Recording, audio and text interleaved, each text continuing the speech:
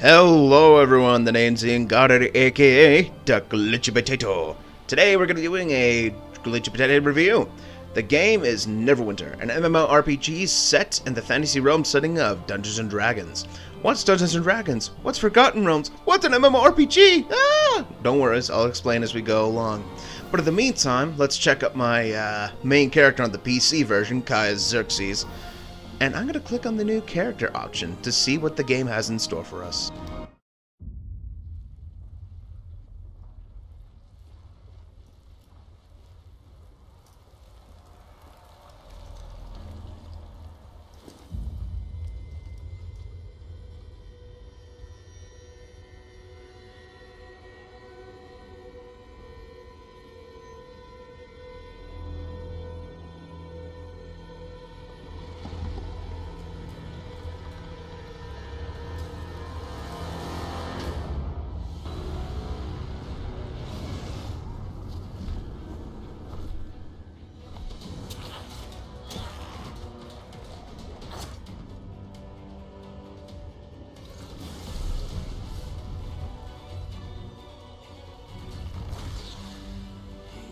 To brace yourselves for this.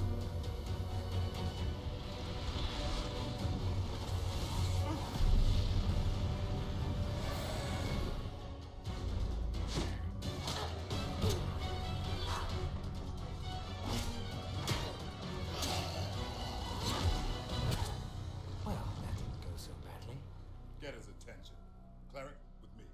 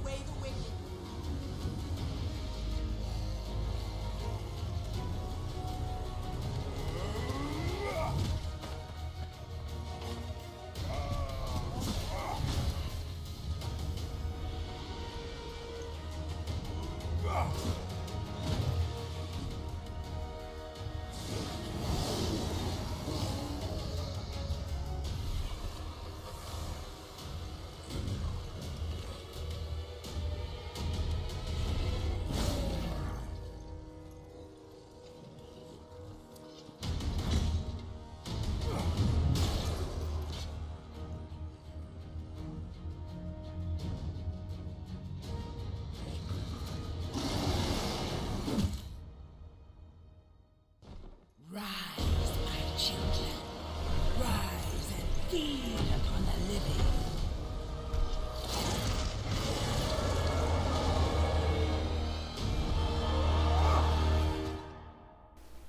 Holy crap. You're probably confused as to what the hell just happened. Well, the main chick, Valendra, decided to attack Neverwinter. The Lich chick decided to attack Neverwinter because she wants the throne to herself. She has an army of undead and a Dracolich, or a Dragon Lich. It was horrifying. And that intro also showed off some of the classes you can be. The chick who praised Salune's name is a Cleric of Salune. More on the classes, more on everything like that in a couple of minutes. But in the meantime, I kind of want to do a kind of history of D&D. D&D is a pen and paper role-playing game. You choose a race, you choose a class, you choose your alignment, all that good stuff, and you go out. You also roll your attributes and stuff, and you go out and set on an adventure. You can do it alone, but it's less depressing that way. All right, so all right, let's check out some of the races. The Dragonborn. I actually been wanting the Dragonborn for a while now, and it's pretty premium, and for kind of good reason. They're badass. The standard human, obviously, male and female.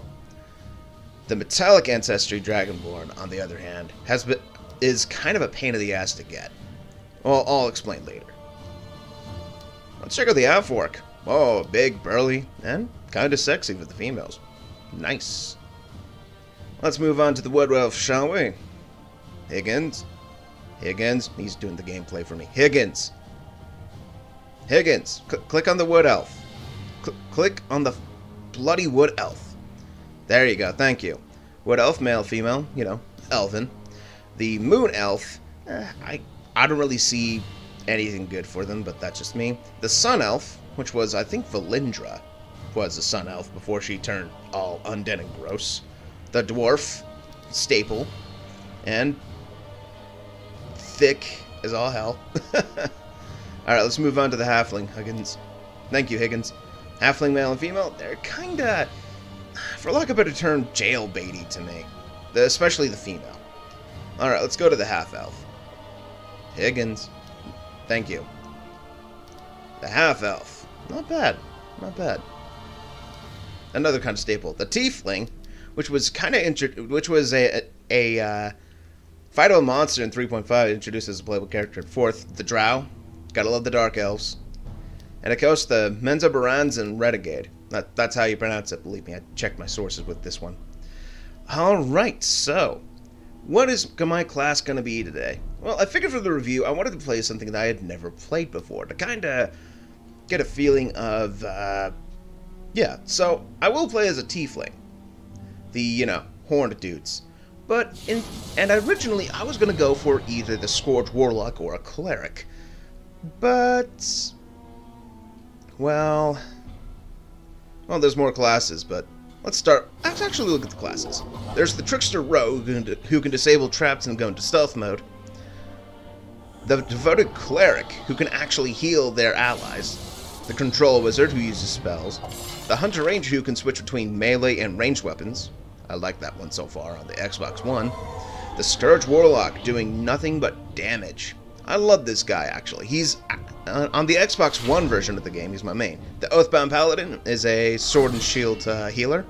The Great Weapon Fighter is a tank. And the Guardian Fighter is also a tank, but with different playstyle. And there's one coming soon. I really do hope it's either like a Barbarian or something along those lines. Alright, so in the meantime, let's do the Control Wizard.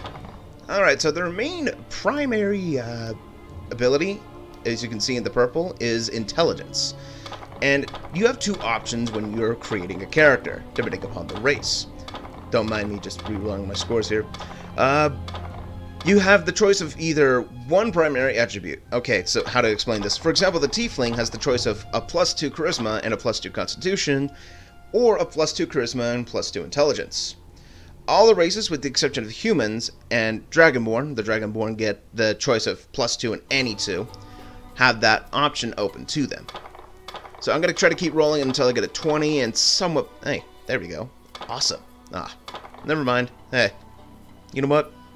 This'll work. My dexterity's kind of low, though. Jesus. Oh, well. Alright, so this is the part where you can kind of customize your own appearance. And I'm not going to lie, I like the customization options in this game. Like the appearance options. It makes you can make yourself look like a total pansy or an absolute badass with just a couple of decisions. And the Tiefling horns just like help it out. That's why I love the Tieflings so much. So let's see. That guy looks kind of awesome. All right, let's edit him up a little bit. Yeah, let's do that face. Let's go. No, no mohawk. I have that on my main character. I don't ever want to do a mohawk ever again. It looks so ridiculous on a tiefling. Alright, so I'm going to grace you and try to fast forward through this entire process. There's multiple options, multiple choices, so I won't bore you with the full details. To kind of get back to the history of D&D, this Neverwinter uses 5th edition Dungeons & Dragons.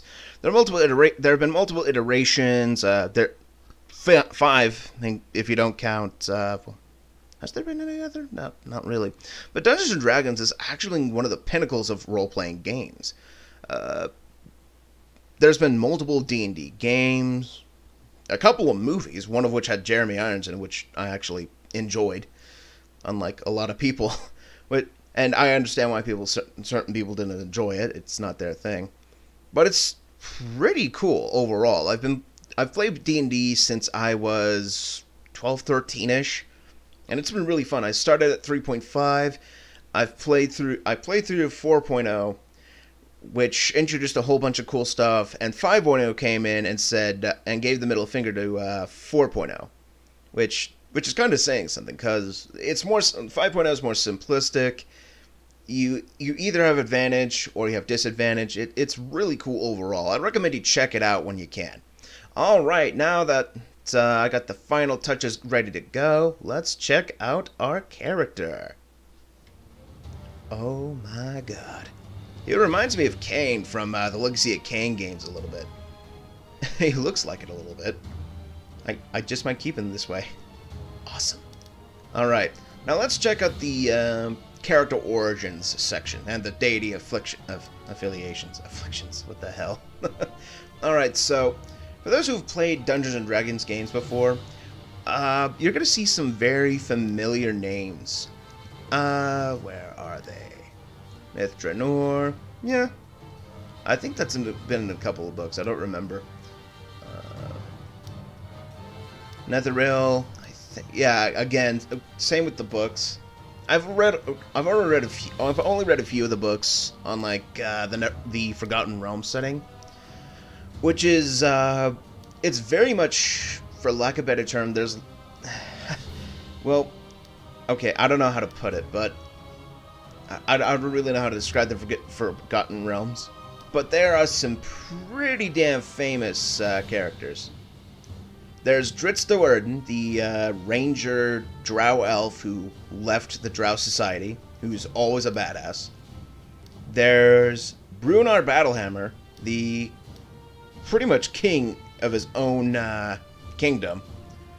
Catti-brie, or Katie-brie, I can never pronounce that name, the adopted daughter of Brunar Battlehelm.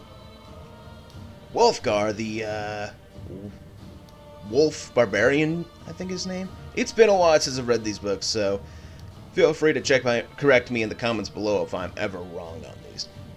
So I do have a small confession. I recorded this before I started talking about the game overall, so I completely skip out on the deity affiliation. As you can see on the as you can see on the left, or right, dear lord, as you can see on the right, there are different deities. There are 12 deities to choose from. One is a god of the sun, one is a god of motherliness, one is a god of, I think, one is the god of the elves, one is a god of death, one is a god of dwarves, one is a god of knowledge, one is a god of moon, one is the god of the wild, one is a god of beauty, one is a god of battle, another is a god of law, and the final one, the coin, is a god of luck. Now, let's check out.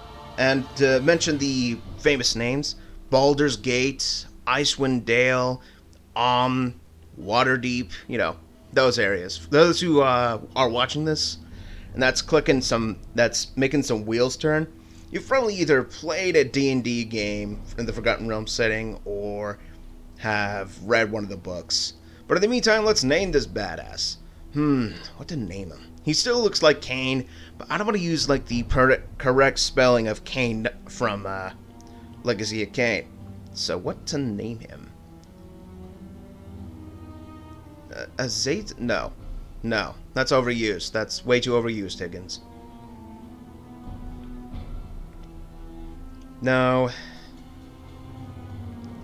Hey, we're getting somewhere. No, that sounds like a gay guy. Kane as Rail. Higgins, you are a genius. Alright, let's begin our adventure.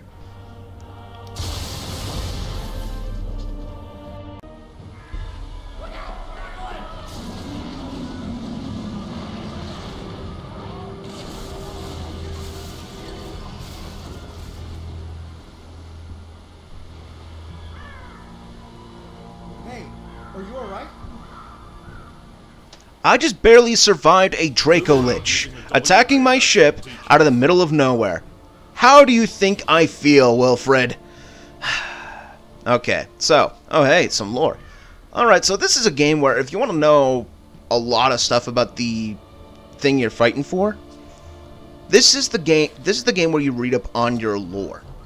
Alright, let's talk to Private Wilfred, the understating idiot. Press F when close to talk to him. Thank the gods! When I saw the Draculich attack the ship, I was afraid there would be no survivors. Sorry. Didn't mean to pry. It's just now is not a good time to be traveling here. As you may have noticed, Neverwinter is under attack. The necromancer Valindra is assaulting the city with her undead legions. Search the wreckage along the shore for your gear.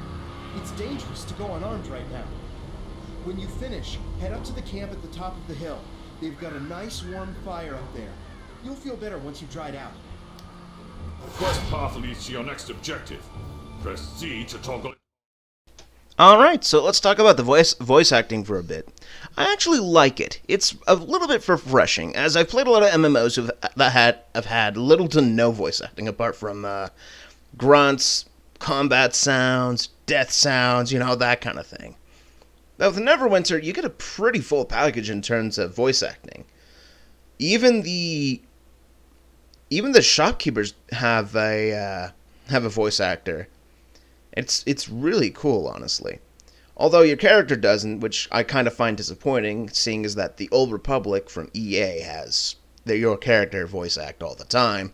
It's still overall refreshing, and you know what? I'll give it a solid B, because the dwarves sound like dwarves. The sergeant guy we meet up with later has a gruff military voice, and yeah.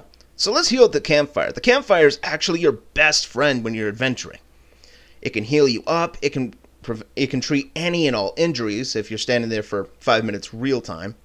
And what's cool is that you can pray to your god a little later when you reach a higher level. Now let's talk to this guy right over here. Tempest, we need you down at the bridge. The undead are attacking.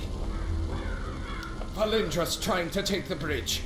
We have to push her back. But Sergeant Knox needs more manpower. Time for you to report to duty. Good luck to you, friend. We can't let Valindra take the bridge. If she does, the Enclave will fall.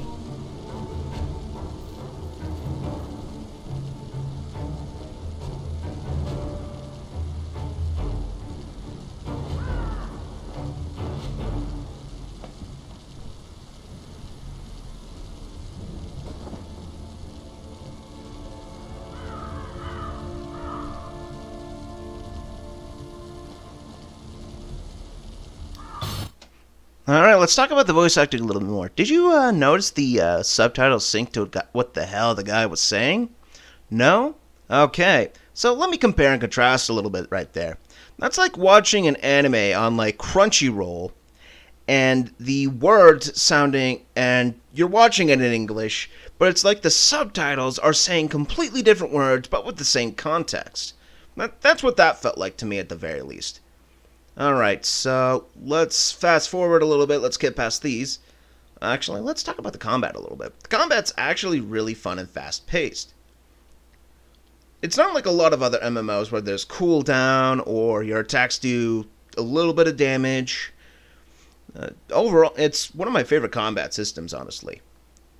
You have at-will powers, what you're seeing right now, my magic missile. I'll never go home without it, pretty much.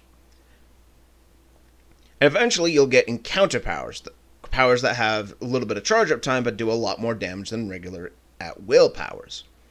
Then, a step further from at-will powers, you have the daily power. You'll see mine a little later in the video. Alright, let's fast forward a little bit, and let's get to the next quest, shall we? Press spacebar to jump.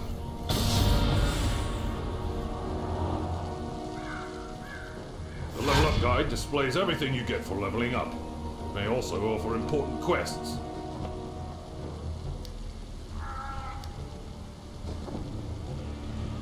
We were lucky to drive Valindra's forces back. Thank you for aiding the wounded. They wouldn't have survived much longer with all the undead roving about. I'll try to get medical supplies and reinforcements to Linklater as soon as possible. Unfortunately, we've got problems of our own here. I'm afraid I have a gruesome task for you. We've driven Valindra's main army off, but Red Wizard allies are still harassing us with summoned undead. Private Hothedorn is trying to drive them off with his archers, but they're short on ammo. Search the battlefield and scavenge some arrows from the dead, and then take them to Hothedorn.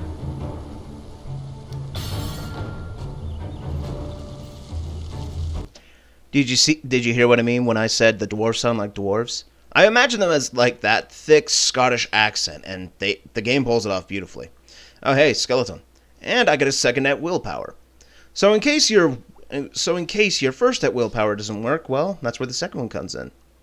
Alright, let's kill this skeleton, and let's hear what the tiefling over here, no, or maybe not, Higgins, thank you. Let's hear what the tiefling has to say.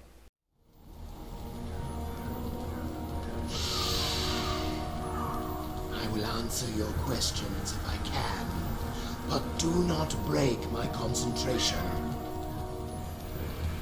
Valindra had a Dracolich under her control when she attacked Neverwinter. It attacked ships in the harbor, and then came straight for the city. My friends and I were helping Sergeant Knox defend the walls when it attacked. There was a terrific battle, and we were able to defeat it. I don't know how Valindra got a Dracolich. Perhaps a deal with the cult of the dragon. The important thing is that we deprive her of it. When a Dracolich is killed, its spirit returns to a special phylactery. From there, it can possess the body of another dragon and be reborn. This Dracolich's spirit has not departed yet. I am trying to bind it here. If it cannot return to the phylactery, we may be able to destroy it and deprive Valindra of a powerful ally. To kind of summarize what he was saying, Valindra used a Dracolich to attack Neverwinter full on. Like I said earlier, Dracoliches are scary. They undergo a rite where they separate, where they become what you just saw. And the worst part is, any dragon can go into the Dracolich's lair and mistake the phylactery for a form of a bauble. So you can imagine how painful and how horrifying the cycle is for the most part. Oh hey, treasure chest. Yeah, so feel free to use this as a walkthrough for some secret areas as we move on. Alright, so I got some arrows. Gotta jump around a little bit. Kill this skelly man. Oh, by the way, this is kind of a Halloween game for me. It has its form of Halloween. There's dragons. There's evil lich people. You know, all that good stuff. Now, which group of archers will use my arrows the best? Alright. Front company, you're up. And, wow, you have worse aim than a stormtrooper, Arrow Company. You're useless. We must drive the wizards back. Thank you for the help. The Red Wizards haven't been driven away, but this will at least force them to keep their heads down.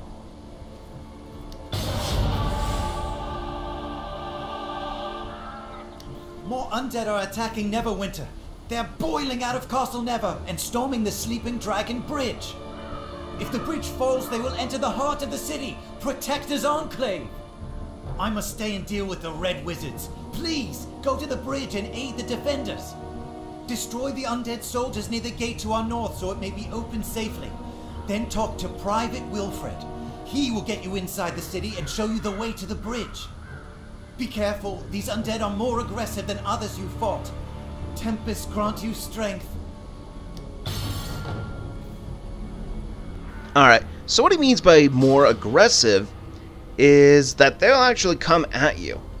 I kind of do like this game's tutorial level, for lack of a better term. It is very much a tutorial. It gets you to level 4, but it gives you kind of big baby steps as you go along. And now that I have a counter power, let's use it on the oh.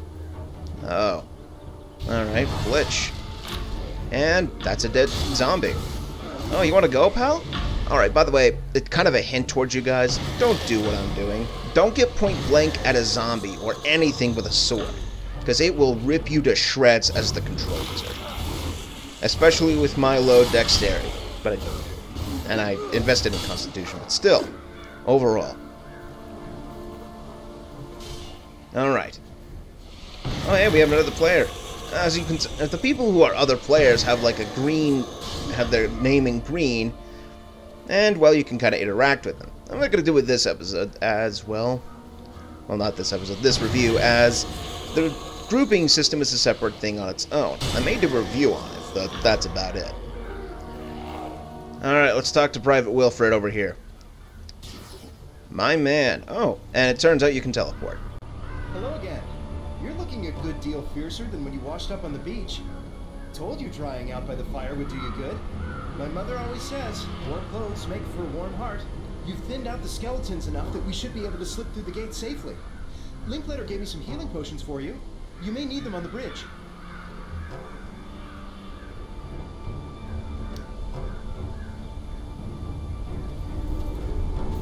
Left click on a visible location to travel to it.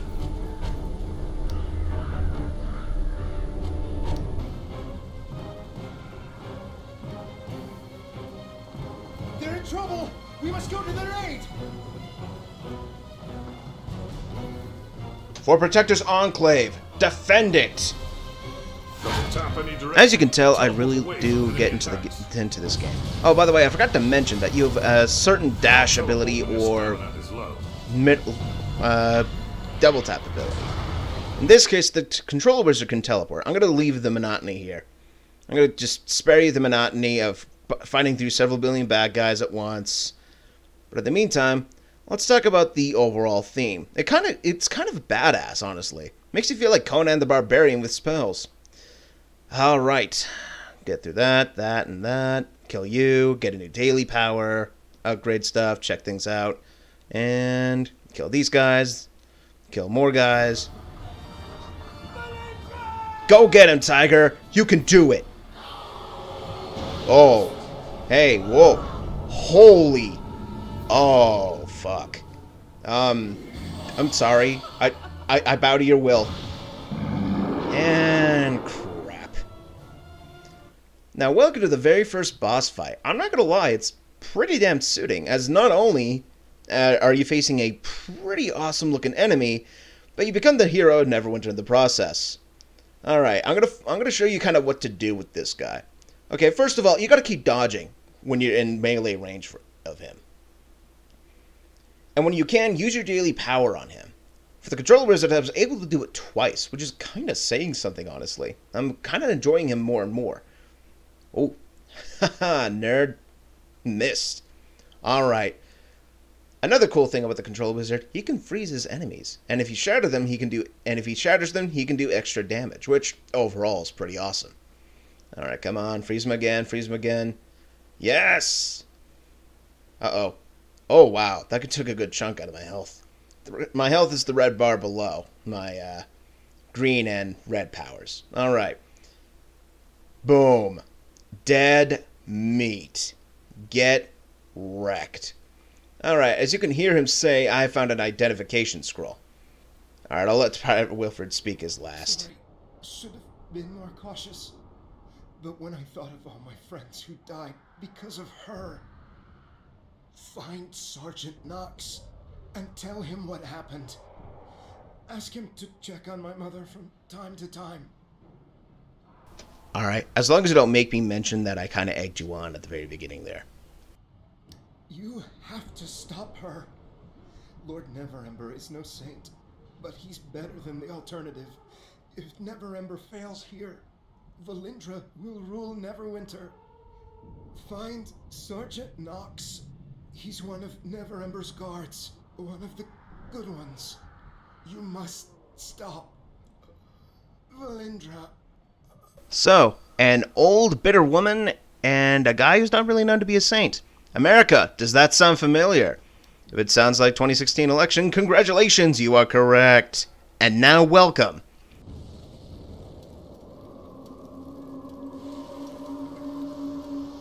to Neverwinter.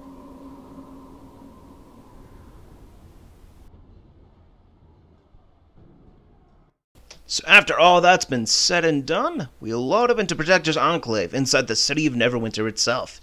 And here we have General Knox, my man. Protector's Enclave needs your help. Wilfred is dead. Damnation! Too young to go out like that. I want to thank you for what you did on the bridge. We might have lost Protector's Enclave if the Harbinger breached the walls. Please, look at the chest behind me for a token of my appreciation.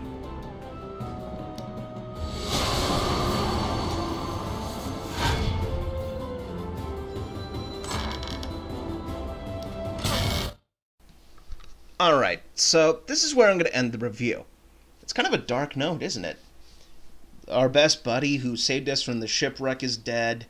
But on the plus side, we beat a huge, monstrous baddie that would have destroyed Neverwinter had we not intervened. So what's the rating of this game for me?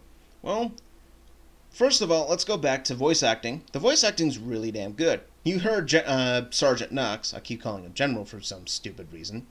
But General Knox, Sergeant Knox, I'm so sorry. Sergeant Knox has like that gruff, kind demeanor on him. Wilfred sounded like the ready to go, like innocent youth fighting to protect his homeland. The dwarves sound like a dwarf. The private sounded like the whiny private. Overall, it was incredible. So the voice acting gets a solid B. The game mechanic get at least a solid A for me, because it's fun to discover what attacks go well with other attacks. For example, the Scourge Warlock, the Warlock's Curse mechanic, is your best friend with almost all of your powers. One attack may give you temporary hit points, another attack can deal double damage to enemies in a wide radius, so on and so forth. And what's cool is that each character has their own unique playstyle, their own unique way to optimize them for the best thing you want to go for. Alright, now, let's talk about the music. You heard the music. It was triumphant, loud. It reminded me a lot of Lord of the Rings. And I do enjoy myself some Lord of the Rings from time to time. But the number one thing, honestly, that I really do love about this game overall is the fact that, much like the Old Republic, it feels like your story. Not everyone's story, your story. Your overall rise to epic hero status. And what's even better is that as you go on, there are specific race-based quests and class-based quests that you can go through and play on your own. It's really fun.